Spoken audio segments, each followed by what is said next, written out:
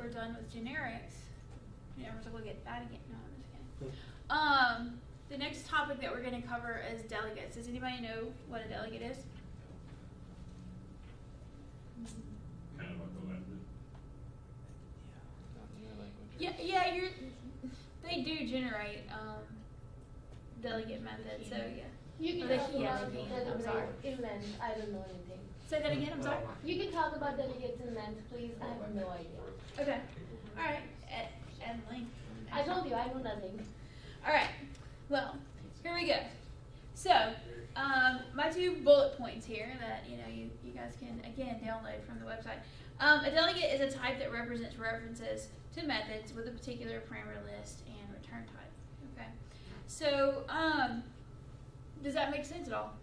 Absolutely not. It didn't to me when I read it. I was like, what? And I looked over it and looked over it, But I kept it up there because I was like, well, you're probably going to encounter this. And it actually does say exactly what it is. All right? It's just that without really understanding it, it's kind of confusing at first. All right? But effectively, what you do is you kind of create a variable and then set it equal to some function. But when you define the delegate, what you're doing is you're setting out your types, your parameter types, and also your return types. So it's function pointer from C. It is very similar to a function pointer in C. Yes, it is. So What is the definition of that? say that again. Oh, so it doesn't just point there, it actually physically You're is defining that. what, if you're gonna point to it, you're defining what that thing it points to has to look like. Yeah. Oh, okay, I see what you're All right.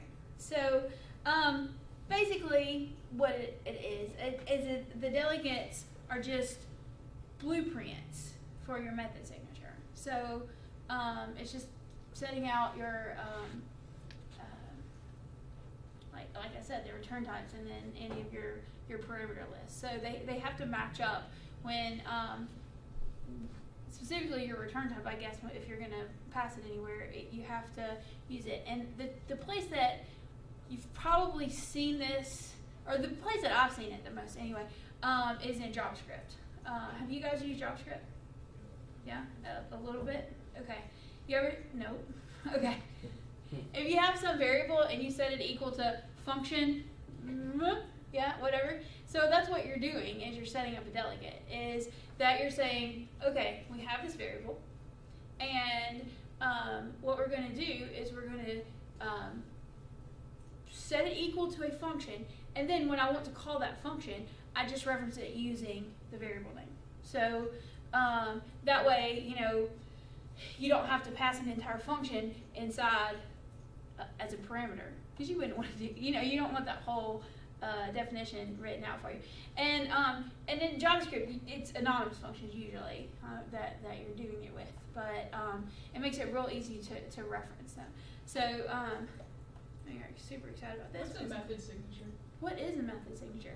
Well, your method signature is it's what I refer to as your definition. And the other day there was chalk up here. This is a method signature right here. So, Just realized that too. Yeah. He even wrote on it last time. Maybe over here. I think those are rocks.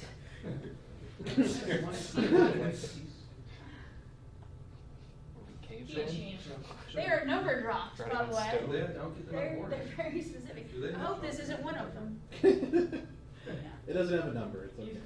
You've ruined the rock environment. Either it doesn't have a number if it's more. Oh, I don't guess I really need to write on the board that because you didn't have me walking across the camera. All right. So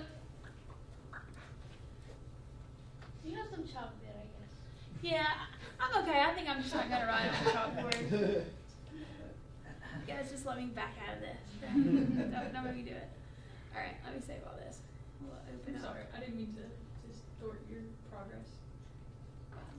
I kind of think you might have. Sorry. We can keep going if everybody knows what a method signature is. Do you guys know? All right, come on. And you be explaining that? Say again? Method signatures? Are you Oh, signating? do I not? Is it essentially a list of the inputs and outputs? How different is it from just a list of the inputs and outputs of a function? Yeah, no, I mean. It's way simpler than that, it's just the first line of a function, like when you're Yeah. declaring a function. Oh, okay. Yeah. It would be the top of like, whatever, so it's like, if you say public static integer is the return type, the name is create calculator, so you're a very good programmer and you're creating a calculator. And then your parameters, you might have, number 1 and number 2, that is your signature. So who Yeah, you I want? mean that's what it is right there, like that, Predefine all of them. that's it. Oh, no wonder you, I was pointing to this on my screen and you guys couldn't see what I was pointing. I am sorry, I apologize. I was like, I was showing you what it was, that's why I was like, oh, I don't need the chalk, I'll just show you on here. My apologies. Here you go. Encode, which is much easier to see than me writing on the chalkboard. There is your method signature. Oh. So, yeah. NPD, right? So, now when you're defining the delegate, you have to decorate it with that delegate attribute, or, well, attribute is not the right word, I'm sorry. It would do what? I think it would be a type. Yeah. So you say that it's a delegate so that when you access it later. And I thought that I tried to get my examples ready to go ahead of time, and I was trying to open one for delegates, but maybe I don't have one. We can do one though. Okay. We'll do a new console app. Let me check one more time just to make sure I don't have one already done because I really thought I did.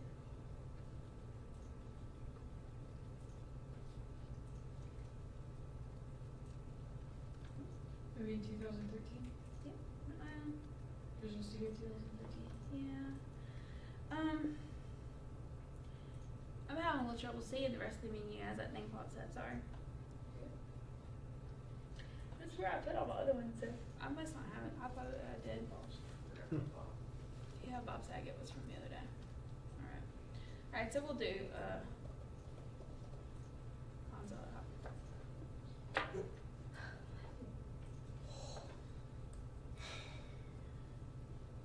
That's fine. She broke it. I think he's fine. Did it kill it? Yeah, there's no battery, because the battery's dead. I'm the worst person in the world. Okay. So, yeah, we'll do a console application with this. This will be fun. And you guys are going to get to practice some of this. So, we'll do that when if we finish this wonderful lecture up, and before you have to go, you can go ahead and start working on that little assignment while we're in here. And see if yep, it's on there. I thought, okay, it will let you go back, right? Alright. Okay, so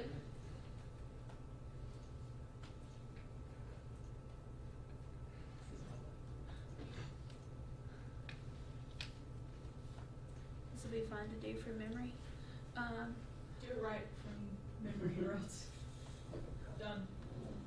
Alright.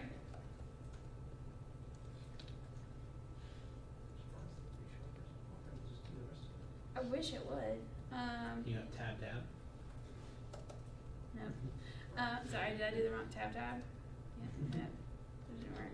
Alright, so we need a return type. So int's a good one. And then we need the method name, so two numbers.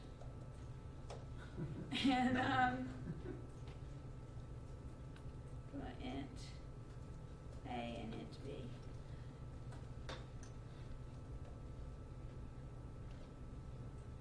Let's make this over public. Or publiholic. On a Bria can verify that I do actually type better on a keyboard Yes. at a computer than I do on this thing. Yes. Slightly better than I do. I've testified. Yes. Alright, so I have this delegate called Chew Numbers. Alright, and so what I can do is set, I'm trying to think of what I want to do. I'm sorry, I'm not, does anybody want to suggest anything? So maybe create a class that, create a few methods that, meet that criteria. Yeah, So, like, but I was maybe- trying to figure out what I was going to do with the numbers. I'm sorry. You should add them and subtract them. Chew them. Yeah, I know. That's why I was like, what is choosing? What about crunch numbers? Okay. Alright. Nice. Captain Crunch. Your Alright. group must be fun. So now, We should all hang out. do what? But your group sounds fun. I know. Yeah, crunching numbers. Crunching numbers? Oh, Oh, okay. Sorry. Somebody. I'm over here in my own little world here. Sorry. Okay, so we have our delegate set up, and now what we can do is any method that actually receives two ints and passes back an int can be set equal to a crunch numbers delegate. Does that make sense? Yeah? Okay. So,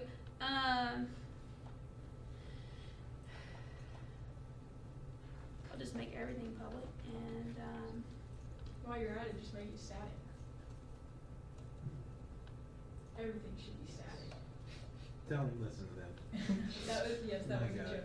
I'm sorry. Well, me. They may not know that. Fair.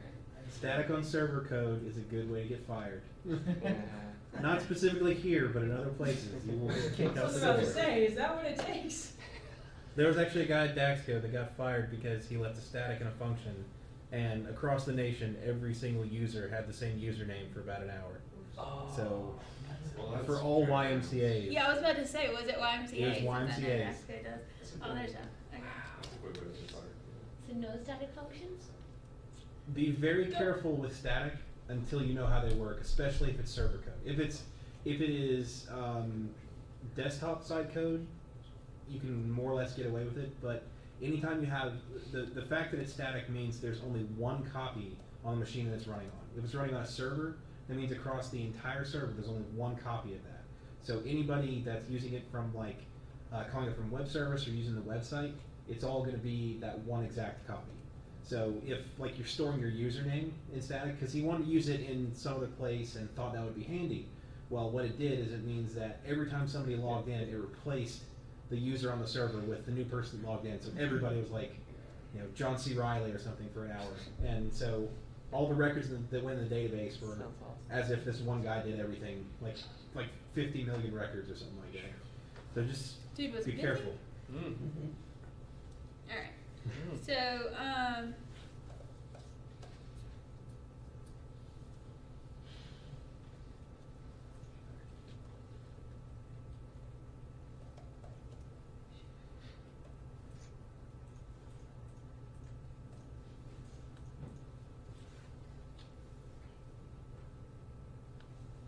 how does that look? That looks awesome. Yeah, you like that? I think it looks great. Okay. Now let's delegate. Alright. So, since add numbers and subtract numbers both have the same method signature as our delegate, right? And we now know what method signatures are. Yeah. So, not so confusing. Alright. So, now what we can do is use a variable. Give me a variable name. Number changer. Pizza. Do I have to put it as my, I like pizza. can I var it, is what I'm asking? You can, yeah, It you is can no look. pizza. You'll be hungry. C-Sharp's so smart. Yeah. Maybe. We'll have to reread them, though.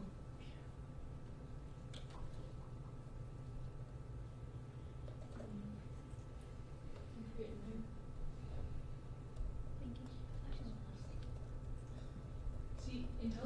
so good that you come on and you forget things like that. That's absolutely true. Alright. Then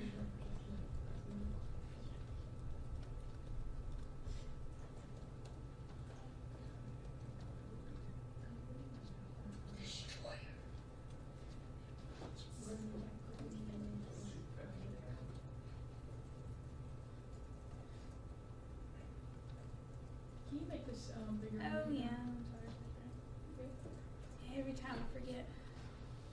It looks so good to me though. So. That's all that matters.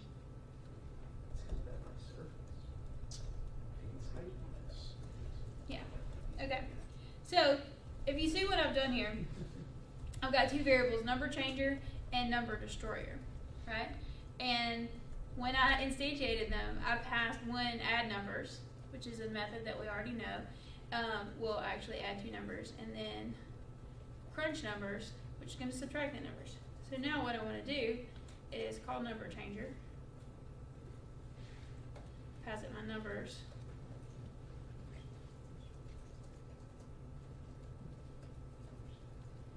and when I do that, what it's going to do is it's going to call this method.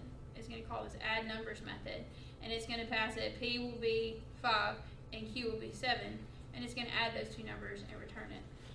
I didn't return it to anything, so maybe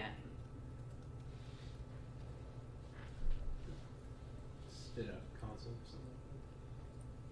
yeah, I guess I can do that. It's a good idea. I have a question. Why do Okay. we even do that? I mean, why have we made this delegate at all? Because we could have just said, oh, some variable x equals to add numbers and 5, 7. Good enough. Because Oh, you could have, but one of the things, I mean, utility, I didn't understand. okay, where I've caught it, really this is, because it's so oversimplified, I guess it makes it a little more difficult to see, but, what?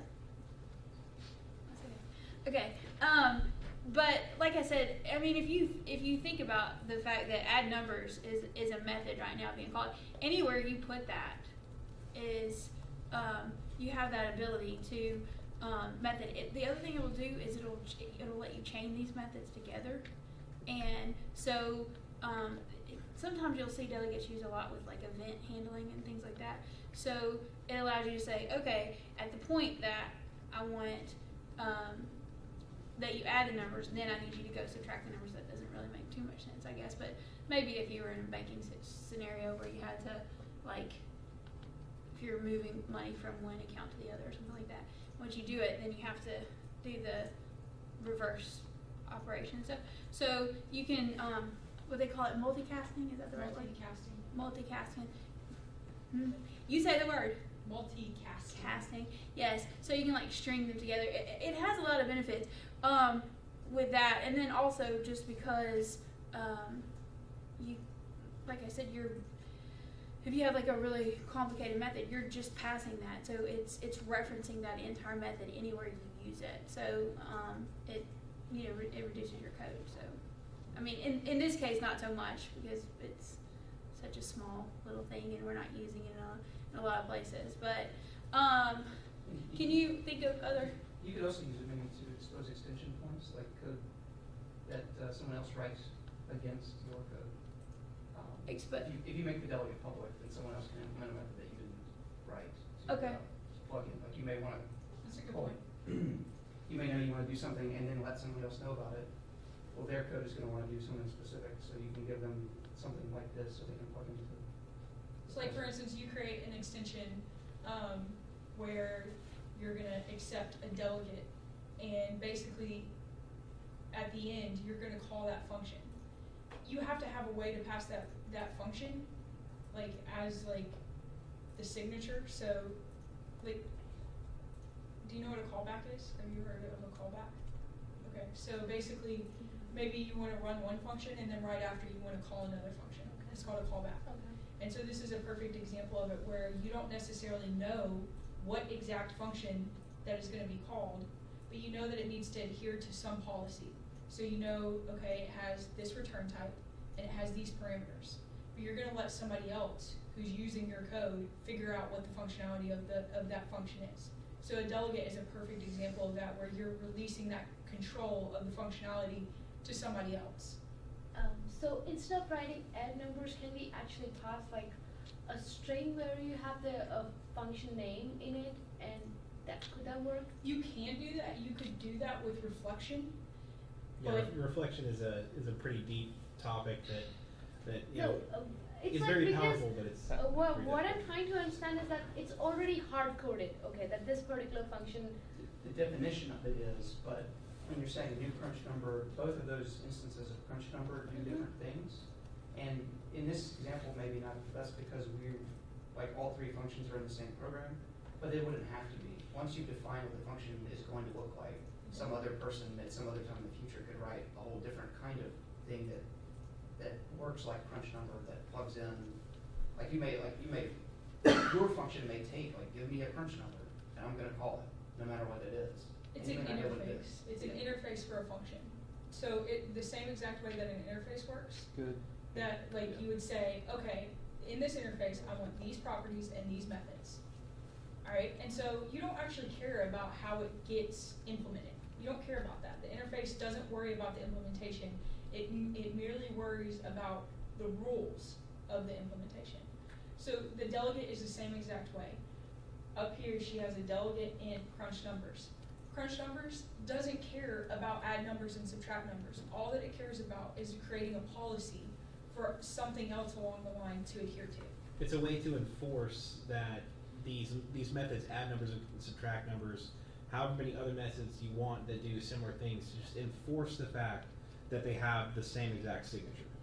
So it's kind of can be used in like testing and things like that, where let's say you have a bunch of different people that are all writing functions that should have identical signatures but do a lot of different stuff. Well, you can say, okay, well, here's the delegate we're using. If it errors out, you messed up something. So Now that makes sense. yeah. All right. Okay. Yeah, and this is a very simplistic example.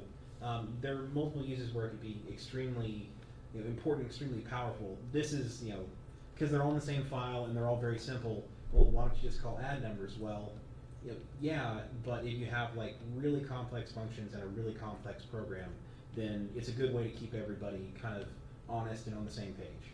Yeah, on the same page, that makes sense.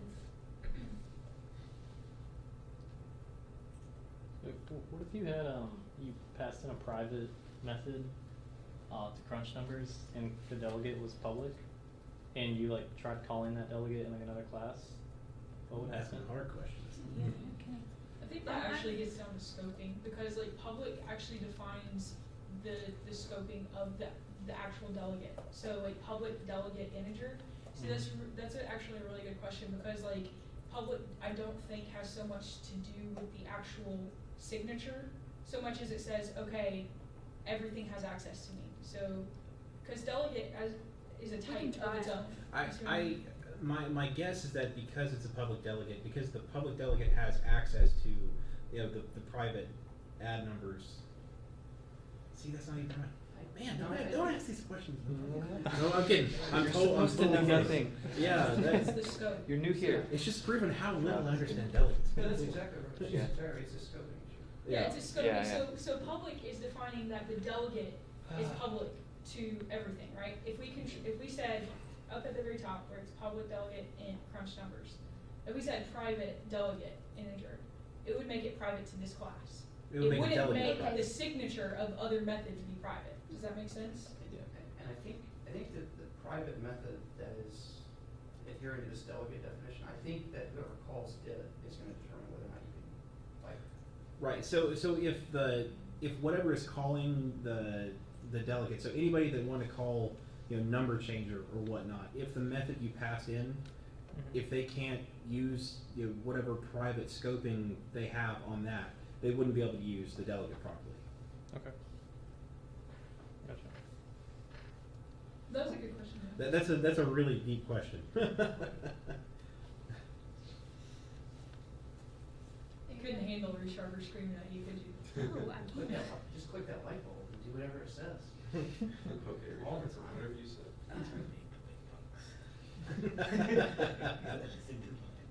Alright. Can I ask a question just to clarify? Sure, of course. So when you say var, at, the very first line in main, when you say var number changer equals new crunch numbers, Mhm. and then you assign the add numbers method to this delegate, is that actually calling the method? Nope, Okay. not yet. Alright, No, so we always- just assigned it, we've not ever, like, actually called the method at this point. Right. Okay. It doesn't call it until we come down here and we actually say number changer and then pass it those parameters or those arguments. Syntactically, a good way to tell is that there's no spare tire on the end of add numbers. Yeah. Right there. No donut. We used to call them well, in Python we would call them monkey faces because you would have like the Oh. open close and then the colon at the end. Yeah. So like a little monkey face. But, yeah. I think it's great that we have names for punctuation. It's very important. In general, yeah. I don't know what word I just said. All right, so That's all I now do we can nowadays. console.writeline z, and I'm also gonna do my console.read key.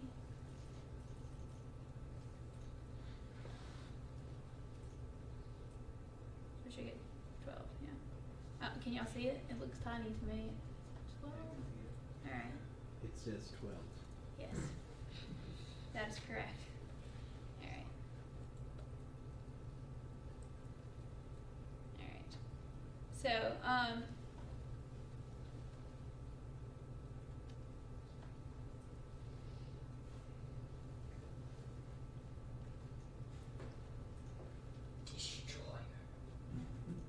You don't have to always say it like that. Yes, I do. I think number destroyer should just throw an exception. well, all right. All right.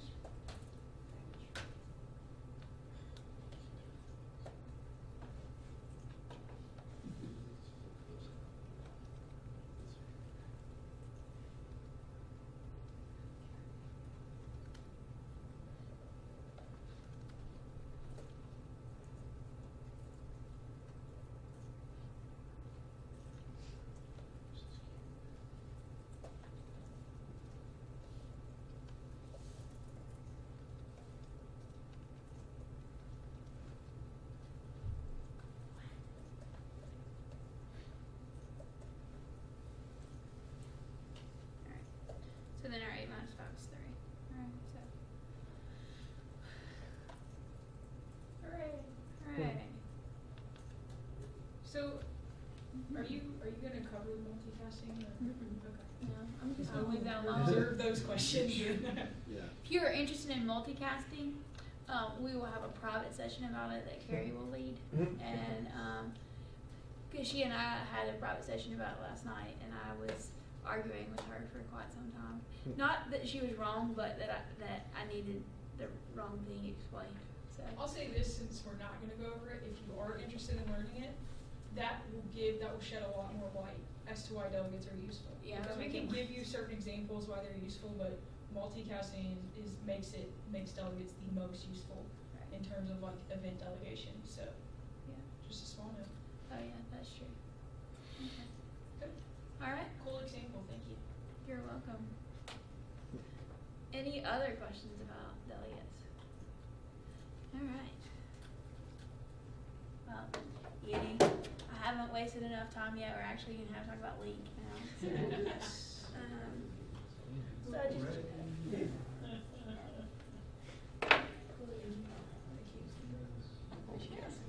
Super minute. Oh, this is on tablet. It's cool.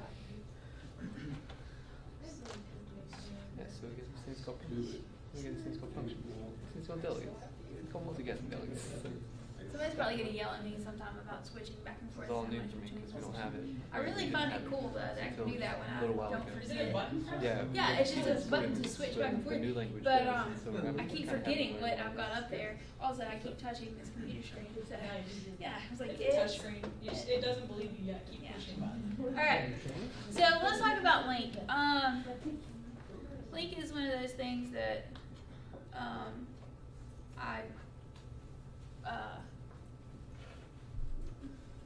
I looked at real long and hard before I decided that it was okay.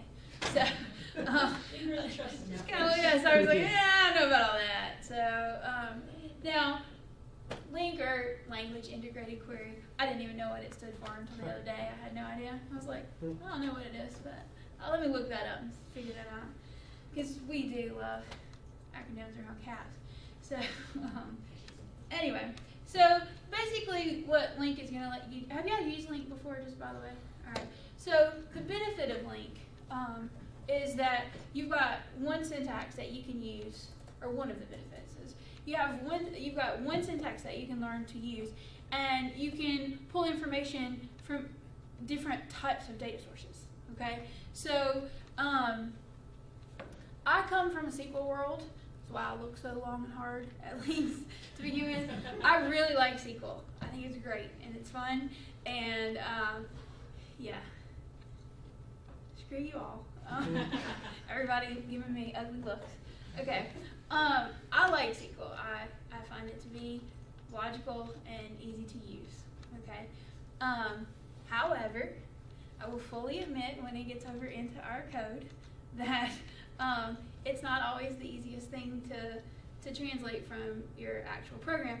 I go into SQL Server Management Studio and write SQL queries all day long, but it's not quite the same thing as when you're trying to translate that into your actual code.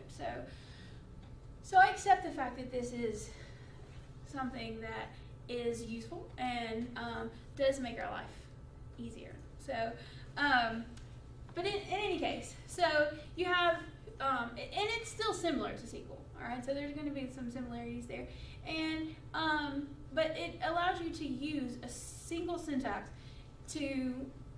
You could query an XML document. You could query a list. You could query any collection really. You could query a database, things like this. So any place that you're retrieving amounts of data from, you can use LINQ to go in and filter through that data or select certain pieces of data. You can also use the aggregate functions like the count and the average and things like that. So it's very robust. It is something that's extraordinarily, well built. I'll give them props for that. So I am on board with LINQ. So in any case, another thing that it does is when you set up a query in LINQ, you write it out. It doesn't just go run that query right away. It waits until you're actually ready for the data, and because of the timing of it, it allows it to optimize the way it actually runs your queries, because the data doesn't necessarily run it straight through just like a normal SQL query, because depending on what pieces of data you're pulling back, it can restrict it at different times. So I don't know if that's a good explanation of that. But the other thing about it is, if you guys ever wrote did you guys ever write out all your stuff, like your SQL and then .execute and all that kind of stuff? You write the code out and you write your SQL command. It's just a big string, Now I typically would take that and go into SQL Server Management Studio, make sure it pulled back what I was expecting. But even still, you could still have some errors pop up when you're retrieving data and things like that. So you didn't have any kind of IntelliSense or checking with when you're just writing out a straight SQL query or anything like that. So it's really helpful when you're pulling your when you're writing queries out in your code. And that kind of covers your compile time checking for syntax errors and type safety. So hopefully we've seen the benefits of LINQ before we actually get into it. I'll go back. All right. So regarding that,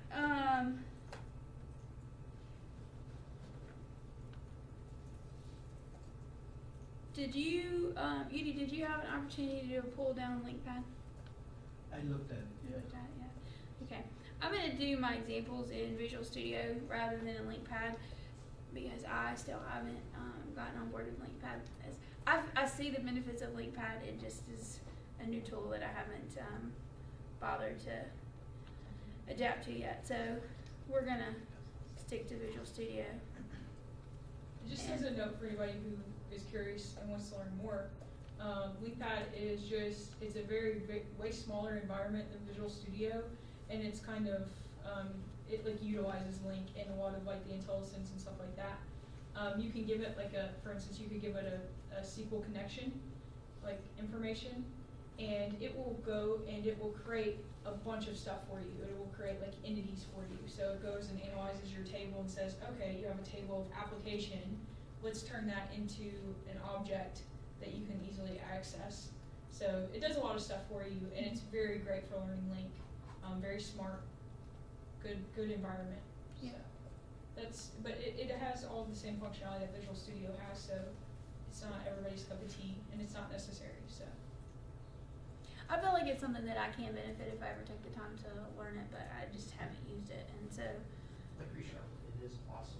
Yes, much as ReSharper is awesome, if you are not a little bit OCD about squiggle marks, because then it can become cumbersome. You just click the thing and do whatever. Yeah, well, sometimes I don't want to do what Again, it's with not. the trust. Wow. Yeah. Well, that's good. Jealous. All right. So what we have here is an example of some XML data because.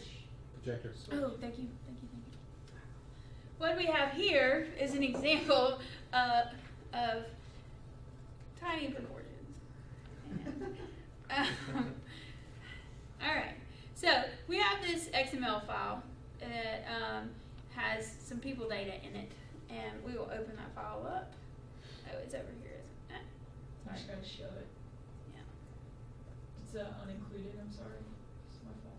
You gotta. Like show up, huh? Yeah. That was not it. It's probably. It goes in. It's gonna be one of the hidden icons probably.